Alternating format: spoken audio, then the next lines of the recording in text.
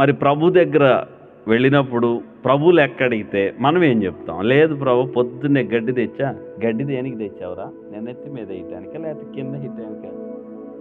లేదు ప్రభు, ఒరుగు వచ్చాను, ఒడ్లు పండించాము, తీసుకురా రొట్టెలు తీసుకున్నాడు తిందాం అంటాడా? అదంతా భౌతికది.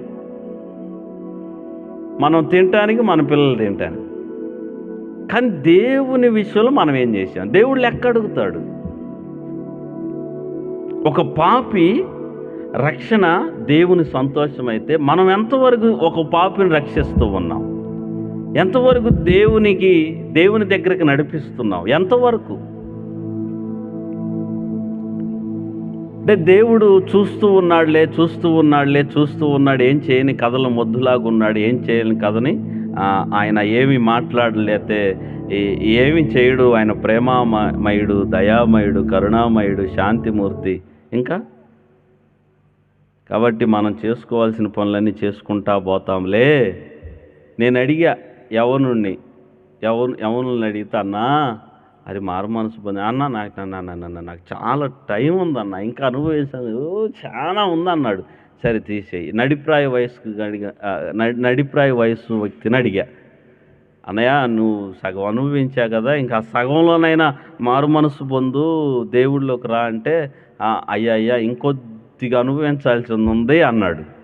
సరే ఆఖరికి 80 సంవత్సరాల వృద్ధాప్యంలో ఉన్నటువంటి ముసలి ఆమెని అడిగా, మా తల్లి అంతా అయిపోయింది కదా, మారు మనసు పొంది బాప్తీసం తీసుకోవచ్చు కదా అన్న.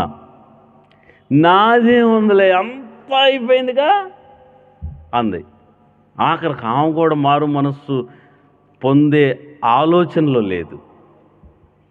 ఇక యవనుడు అలానే అని, నడిప్రాయ వయసు వ్యక్తి అలానే అని, వృద్ధాప్యంలో ఉన్నవారు కూడా అలానే అంటే ఎవరు మారు మనసు పొందేవాళ్ళు?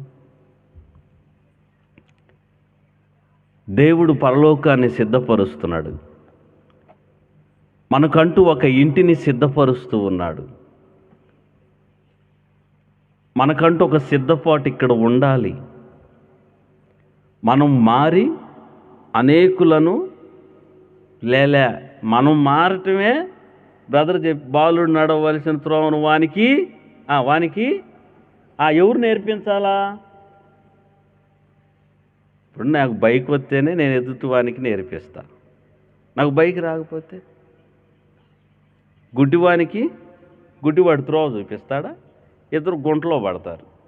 గుడ్డివానికి కళ్ళున్న వ్యక్తే త్రోవ చూపించగలడు. ప్రియులారా, దేవుని ఇంటెన్షన్ మీరు గమనించాలి.